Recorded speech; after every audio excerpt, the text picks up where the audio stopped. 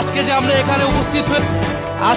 এখানে উপস্থিত হয়েছি বিএনপি, জামাত, এনসিপি সহ বিভিন্ন দল, এই যে একটি সুন্দর মুহূর্ত তৈরি হয়েছে, এটা সম্ভব হয়েছে আমাদের হাজারো ভাই বোনের শাহাদাতের মধ্য দিয়ে। তারা রক্ত দিয়েছিল বলেই, আপনারা রাজপথে ছিলেন বলেই, জুলাই গণ অভ্যুত্থান হয়েছিল বলেই এই ইফতার মাহফিল, এই রাজনৈতিক কর্মসূচি সম্ভব হয়েছিল। আজকে যেই নির্বাচিত সরকার এসেছে, সেই সরকারও হাওয়া থেকে আসে নাই, সেই সরকার কোনো নিয়মতান্ত্রিক প্রক্রিয়ার মধ্য দিয়েও আসে নাই। সেই সরকার একটি অন্তর্বর্তীকালীন সরকারের কর্তৃক আয়োজিত নির্বাচনের মাধ্যমে এসেছে।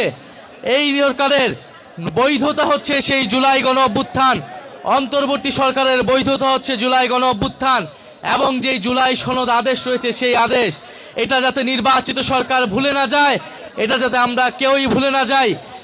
ফলে জাতীয় সংসদকে আবারও যদি পুরনো সংবিধানের দোহাই দিয়ে সংস্কার সভা থেকে বিরত থাকা হয়, শপথ গ্রহণ থেকে বিরত থাকা হয়, সেটা জুলাই গণ অভ্যুত্থানের সাথে, এই নির্বাচনের সাথে অন্তর্বর্তী সরকার এই সব কিছুর বৈধতা নিয়ে এই প্রশ্ন উঠবে।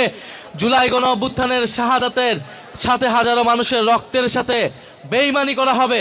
ফলে আমরা আজকের ইফতার মাহফিলে যেভাবে ঐক্যবদ্ধ হয়েছি, একইভাবে সংসদেও ঐক্যবদ্ধভাবে আমরা অন্তর্বর্তী সরকারের সকল অধ্যাদেশ বাস্তবায়ন করব। আমরা জুলাই সনদ আদেশ বাস্তবায়ন করে নতুন বাংলাদেশ বিনির্মাণের পথে এগিয়ে যাব।